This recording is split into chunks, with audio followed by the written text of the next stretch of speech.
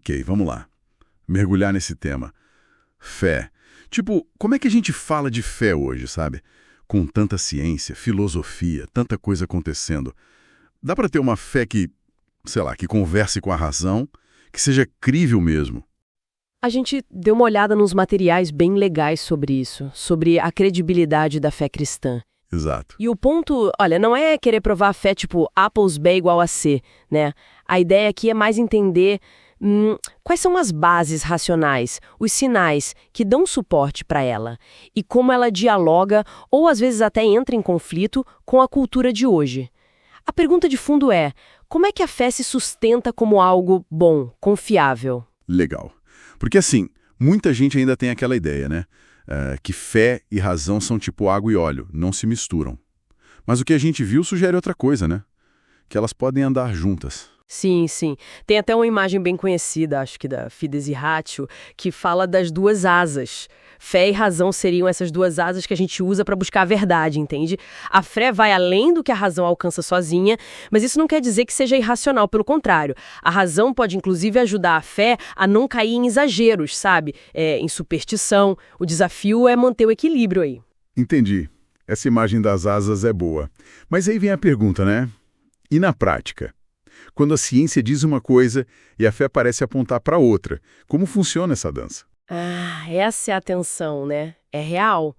A visão que geralmente se apresenta é que, na essência, não deveriam se contradizer, porque, teoricamente, ambas buscam a verdade.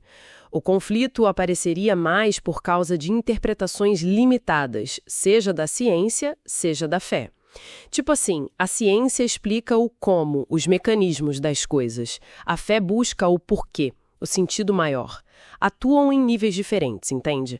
A razão segura a fé para não virar fantasia e a fé abre a razão para não se fechar para o mistério. Faz sentido. Ok, então essa parceria fé e razão é possível. Mas e o mundo de hoje? Super plural, cada um com sua verdade.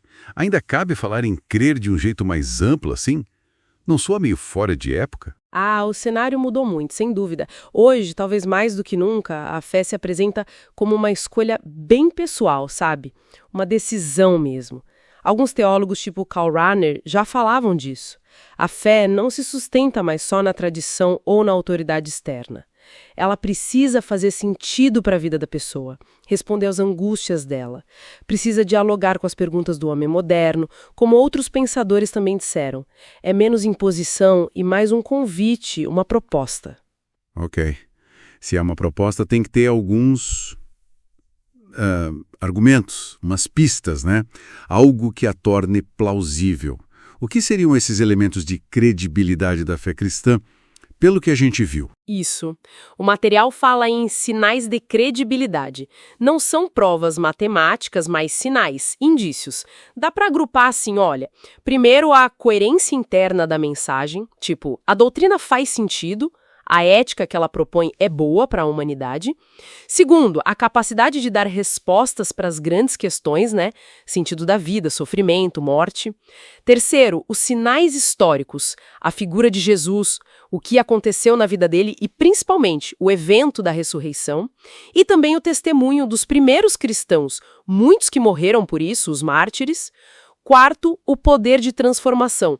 A gente vê isso em vidas de pessoas, nos santos e até em culturas inteiras ao longo da história. E, por fim, a própria existência da igreja, né, que continua aí transmitindo essa mensagem há séculos. Nossa, são vários pontos, mas alguns parecem ter um peso maior, não acha? Essa coisa do testemunho de gente que morre pela fé, o martírio, é impactante. E a vida dos santos também, pessoas que viveram de um jeito totalmente diferente por causa dessa crença. Mas tem um evento ali que parece ser o centro de tudo, né? O eixo. Com certeza, absolutamente. A ressurreição de Cristo. Para a fé cristã não é um detalhe, é o chão onde tudo se apoia. O apóstolo Paulo foi direto, né? Se Cristo não ressuscitou, a nossa fé é vã. É isso. E aposta que não é só um mito, uma historinha bonita, mas um evento real com base histórica. Tem lá o túmulo vazio, as aparições para várias pessoas, a mudança radical dos discípulos. De medrosos passaram a ser corajosos, enfrentaram tudo. É esse evento que, na visão cristã, valida quem Jesus disse ser e o que ele ensinou, e funda a esperança numa vida além da morte. É o pilar central da credibilidade, sem dúvida. Entendido. Fica claro a centralidade disso. Mas aí, voltando para o hoje, como essa fé, mesmo com esses pilares todos, conversa com a cultura atual? Com o relativismo, com a velocidade maluca da informação, essa desconfiança geral de qualquer discurso que se diga a verdade. Aí é que está o grande desafio, né? Exige o que chamam de inculturação, que é basicamente traduzir a mensagem central da fé para a linguagem de hoje, mas sem perder a essência, claro. Isso significa usar talvez formas diferentes de comunicar, menos discurso pronto, mais símbolo, mais narrativa, mais experiência vivida. A arte, a música, o testemunho em comunidade, tudo isso vira ponte. Num mundo que desconfia de grandes teorias, mas se abre para experiências autênticas, para relações que fazem sentido. É interessante essa ideia de traduzir a fé. E imagino que nem todo mundo concorde sobre o melhor jeito de fazer isso ou sobre qual aspecto da credibilidade destacar mais, né? Exatamente.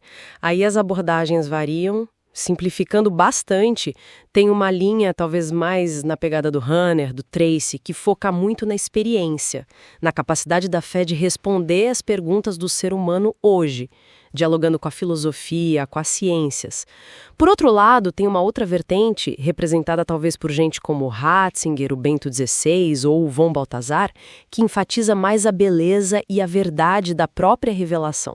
Sabe, Cristo como Logos, a razão divina, a beleza que atrai. E também a ideia, lá do de Lubac, de que o ser humano tem um desejo natural por Deus. Atenção fica aí. Como ser fiel à tradição e, ao mesmo tempo, ser relevante e ser compreensível hoje. Uau, bastante coisa para digerir.